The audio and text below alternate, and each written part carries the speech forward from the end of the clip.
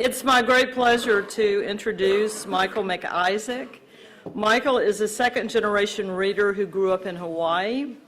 He now lives in Sweden with his wife and two young daughters, and he works as a teacher of English and comparative religions.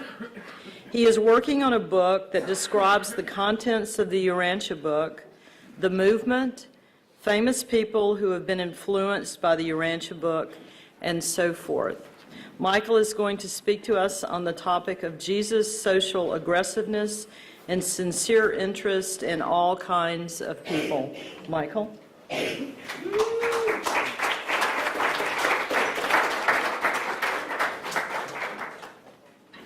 Thank you.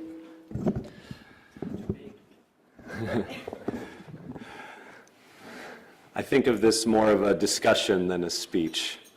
So I'm going to ask you guys to also speak with each other a little bit during this half hour. I'm excited to be here.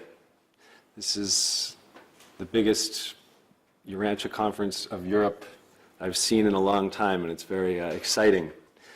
So thank you all for being here.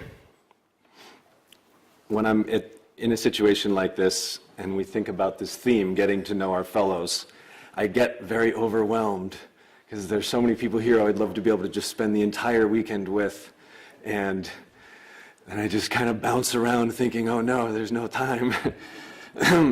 Not to mention I got here last night, or yesterday afternoon. I thought we could start with just a little prayer. Start off our day. Father, we want to express our gratitude for all the countless things we have to be thankful for, including this revelation, the Urantia book, and including this community of fellow Urantia book readers who are also striving to live the teachings. And we want to thank you for all of our loved ones and all of our community members who weren't able to be here, and all of our friends and loved ones and community members who have graduated before us, who we miss and remember. And we pray for increased faith, increased guidance, and increased ability to let our lights shine and do your will. Amen.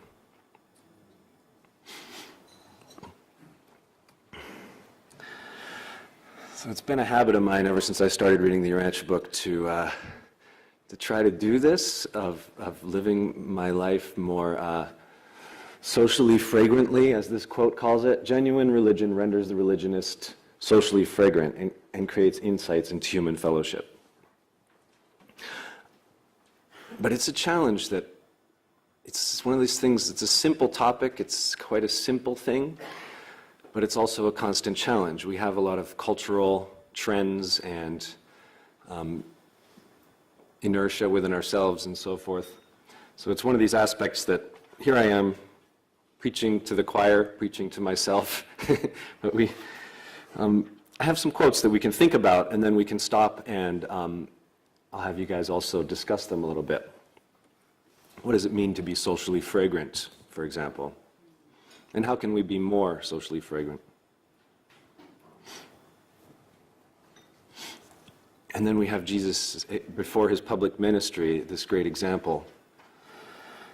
During the sojourn in Rome, Jesus personally came into affectionate and uplifting contact with upward of 500 mortals of the realm. That's a large number.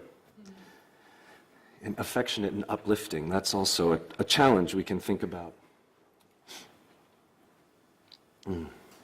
This is another inspiring quote that we can keep in mind as we go about our interactions, that the Urantia book says that everything non-spiritual in human experience, excepting personality, is a means to an end. Every true relationship of mortal man with other persons, human or divine, is an end in itself. So this is something pretty profound. And then we can wonder, well, how do we make our relationships more true, as they put it? And connecting with the previous quote, how can we make our contacts more affectionate, and uplifting.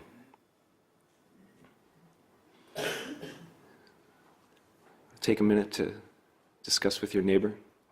Good question. Yeah, take a minute, discuss with your neighbor, and then we'll continue. I'm your neighbor. I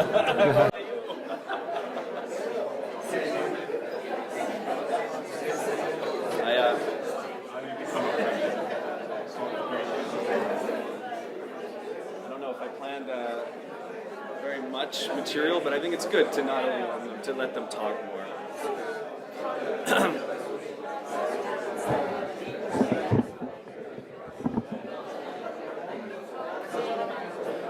That's fine that you made it. Yeah, it's. With two kids, I think it's sometimes difficult. Yeah, I wish I could have been more involved in helping organize it. I know they had a lot of trouble, but I told you I had great help. But it was very Yeah. sometimes close to the action.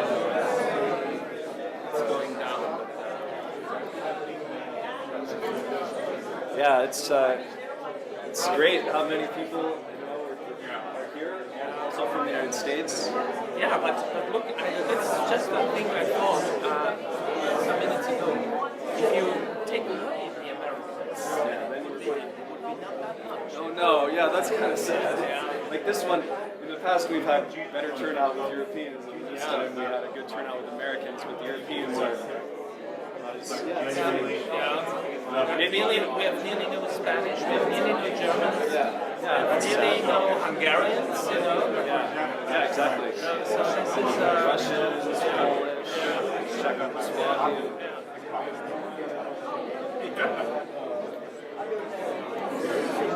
Okay, so we can take a pause from discussing again.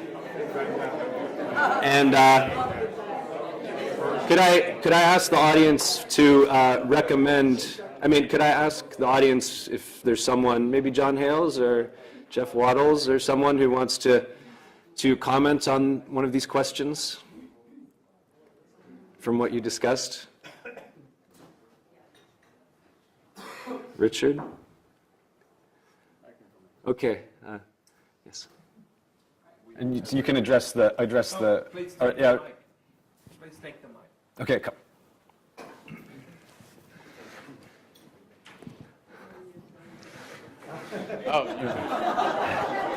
And then Jeff, you can go next, Jeff, and then we'll move on. You can face the audience. Well, Cyril was saying that basically addressing the how do we make and keep our relationships true is on a basis of sincerity and love. And we focus on sincerity, and we define that as being honest, without ulterior interest, and authentic. Thank you.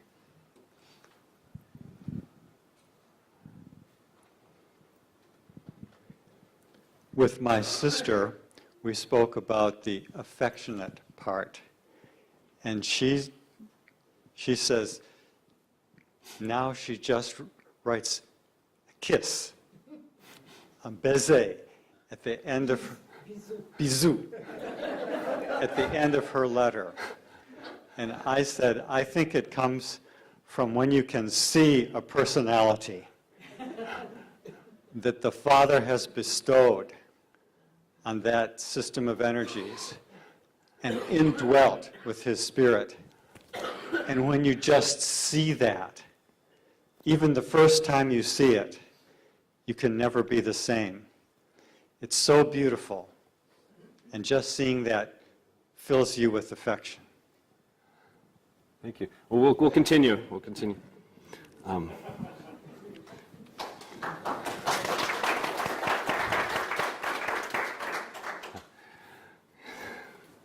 Another good quote on this theme. Ganid, during their travels before Jesus became a public teacher, was beginning to learn how his tutor spent his leisure in the unusual personal ministry to his fellow men. He asked, "Why do you occupy yourself so continuously with these visits with strangers? And Jesus answered, Ganid, no man is a stranger to one who knows God. In the experience of finding the Father in heaven, you discover that all men are your brothers. And does it seem strange that one should enjoy the exhilaration of meeting a newly discovered brother? To become acquainted with one's brothers and sisters, to know their problems, and to learn to love them is the supreme experience of living.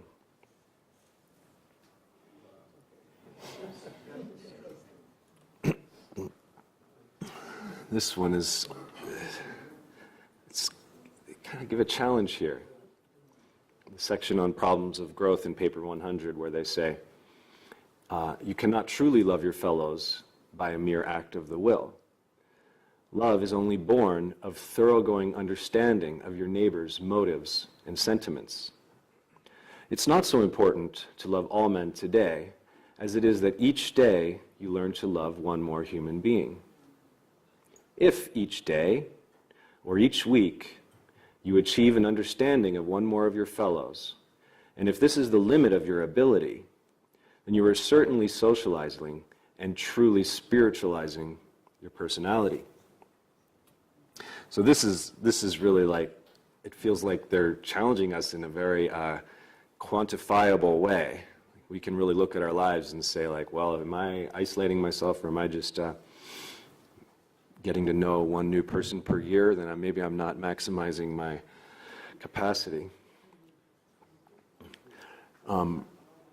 It's not as sort of abstract and general as a lot of other quotes that challenge us. And then it goes on, this section, with this little inspiring continuation. Love is infectious, and when human devotion is intelligent and wise, love is more catching than hate. But only genuine and unselfish love is truly contagious. If each mortal could only become a focus of dynamic affection, this benign virus of love would soon pervade the sentimental emotion stream of humanity to such an extent that all civilization would be encompassed by love. And that would be the realization of the brotherhood of man. So if we could become focuses of dynamic affection, paint this picture of it, spreading around like a love virus through the world. So let's take another few minutes to discuss, but this time let's look around to someone that you don't know so well. If you're already sitting with someone you don't know so well, that's fine, but if you're sitting next to your husband or wife or good friends, then take the chance to speak with someone that you don't know so well, maybe someone you haven't met yet. And then let's talk about such challenges of challenging ourselves to get close to people, and how do we start such relationships? How do we maintain and deepen them?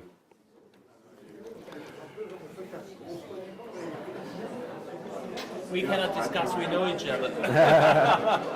Well, I think we've discussed it in Berlin, in Frankfurt or in Berlin, that we discussed this thing about that, in Europe it's hard with secularism and with the social norms. It can be really challenging. Have you been doing much, my book, I still got to finish my section on Stockhausen. Maybe you can help me with that. Yeah, of course. If you have something to read, send it to me. Thank you, I will. I feel like that's a hard section because there's so much you can say. You can easily write 20 pages. I have the uncle for how do you call it in English? The person of the family who is, when you're baptized, not the father, but the Godfather. The godfather, from the mafia movie, I should know. Right. Yeah, I'm the godfather of a dissertation from a Brazilian guy who is making only about Stockhausen and the UP. Wow. Yeah. Is he a reader? Yeah. No, but he has knowledge. Wow. So maybe you could connect me with him. Yeah. I should reference his unpublished, the fact that it's being worked on. Wow. He's in,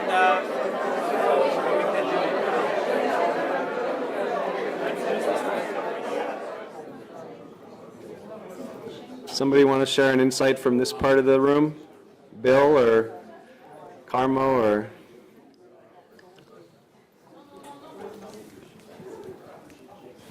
Or someone else in the room feel inspired to share an insight or reflection?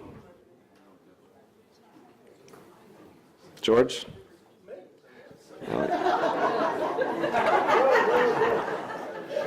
We have Carmo and George DuPont. They're going to share an insight with us.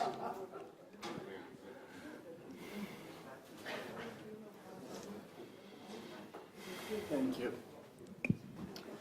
Well, this is a challenge to love someone with whom you have a disagreement or you are angry with him. And I faced many times this kind of situation in my life.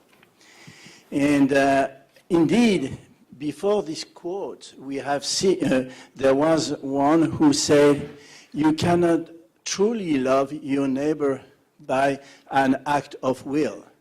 You have to understand him first. And when you have a disagreement with somebody, then you have to ask yourself, what is his motivation? And is my motivation so different from his? And when you are working together on a project, you will soon discover that his motive is quite similar to your motive. But the way you express it may be different from the way he is expressing. So once you first have this experience of trying to understand his motives, you will see that he has the same goal as yours, which is to make the business working good. So that was my experience with some of my trusty friends. When we had strong disagreement, then I learned to be patient. I learned to keep myself in wisdom, and I truly try to understand his motives. And because we have the same goal, which is the spreading of the teachings, then I realized that his way of doing this is as good as mine. So this is how I try to understand my fellow. And by this kind of relationship, you learn to love more your fellows.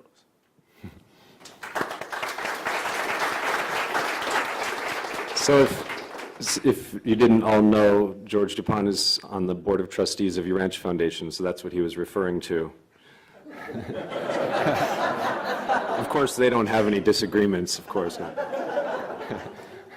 I just wanted to say shortly that I see Bill here first time, and we talked with him, and we realized how small is the world. We have 3 friends. I just wanted to say how small is the world, that we see with him first time, and we realize that we have 3 friends in common. Yeah. That's all. Thank you, Carmen.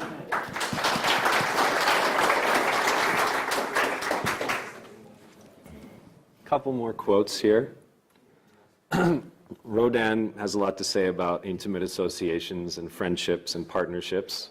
For instance, that friendship enhances the joys and glorifies the triumphs of living. Loving and intimate human associations tend to rob suffering of its sorrow and hardship of much of its bitterness. The presence of a friend enhances all beauty and exalts every goodness. He, of course, goes on to say a lot more, but I didn't want to overwhelm you with quotations. And brings to mind this idea, too, that when we are suffering or when we are dealing with difficulties, there can be maybe a cultural trend among some people, maybe more of associated with the gender norms of men, to more so than women, to to be strong and just kind of not show those difficulties, not talk about those personal challenges. And what I've found is that the more I confide in my fellows, pretty soon I know about all their challenges, and they're going through almost the exact same challenges that I am. And I think this has a lot of this to do with it, that we shouldn't bear our hardships alone. And it will rob suffering of its sorrow. Another quote from after Pentecost in the end, second to last paper of the Urantia book, where the midwayers write, "In winning souls for the Master, it is not the first mile of compulsion, duty, or convention that will transform man and his world, but rather the second mile of free service and liberty-loving devotion that betokens the Jesusonian, reaching forth to grasp his brother in love and sweep him on under spiritual guidance toward the higher and divine goal of mortal existence. Christianity even now willingly goes the first mile, but mankind languishes and stumbles along in moral darkness because there are so few genuine second milers, so few professed followers of Jesus who really live and love as he taught his disciples to live and love and serve." There's a mentality, it can be comfortable to think, well, we're just regular humans, and of course we can't try to, we can just live our lives and have faith and not try to actually follow in his example, in his role model. But the Urantia book's pretty clear that challenging us to do so.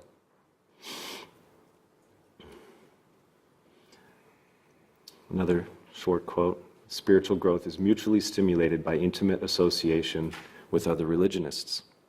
So here we are, Urantia book readers, a rare opportunity to associate.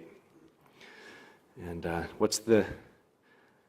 how do we make those associations more intimate without taking off our clothes?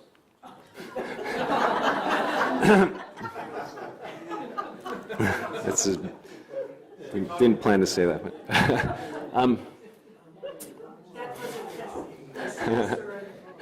well, what comes to my mind is something about that there can be cultural trends toward having sort of shallow interactions for the first long time until you get to know someone really well. And then when I have this sense of also, okay, well, how do we make the most of our opportunities to interact with each other, that we kind of have to cut to the chase or get to the deeper, whatever it is that would be most meaningful for us to connect about, and to try to really not allow ourselves to sort of put up these barriers of, oh, I don't really know this person, so I have to, which is a cultural thing. I live in Sweden, and I kind of envy my people from countries where people tend to be more open, or cultures that tend to be more open, but living there, it's really hard to not take on these cultural norms, that it's supposed to be awkward to talk to someone you don't know. It's supposed to be, oh, what are you supposed to talk about? And it's more of a challenge, I think, in a lot of some European cultures compared to the United States, for example, where many English-speaking cultures, I think, tend to be more relaxed. But we can think about, we have a day on our hands to associate with each other. So we can take a few minutes. Christian was telling me we don't need to rush to start the next presentation because we're going to have a good-sized break after the next presentation. So let's take a few minutes to discuss again a few topics. How might we make our associations more meaningful and intimate here and now? I'm thinking, on the breaks, on the workshops, in the evening. Of course, that also, it's hard to go to bed at night because you're thinking, oh, I could be socializing. I bet there's some people up right now having deep, meaningful conversations. Another thing to think about, too, is a lot of us have been going to conferences for a lot of years, and to also reach out to those people who maybe don't know so many people at these conferences and to connect with them. Or sometimes I've seen how someone who can be sort of on the shy side can feel that when you're in a situation like this, that you can actually feel more lonely than if you were alone, if you feel like you're not somehow part of the group, if you know what I mean. So we can just look out for that if it's probably not a problem here, right now, but in general, I've experienced it when I've brought someone with me who's not as involved in the Urantia movement, for example, to a conference, that they can have sort of a negative reaction to this, like, oh, I don't belong here or something. Yeah, so let's chat a little bit more, and then we'll go on to the next speaker. I'll conclude with my speaking to you. But here are these questions, how might we make our associations more meaningful and intimate? Basically the same themes. What kind of cultural norms in our countries might be challenging? And how do we choose who we are going to invest in? Because, yeah, we're surrounded by so many people. So maybe do we invest in the person who seems lonely? Do we invest our energy in the person who we feel an inner guidance toward speaking with or getting to know? The person who has more loving qualities. So these are some topics to reflect on and whatever else you might come up with. And let's make most of our opportunities in this coming day. Thank you.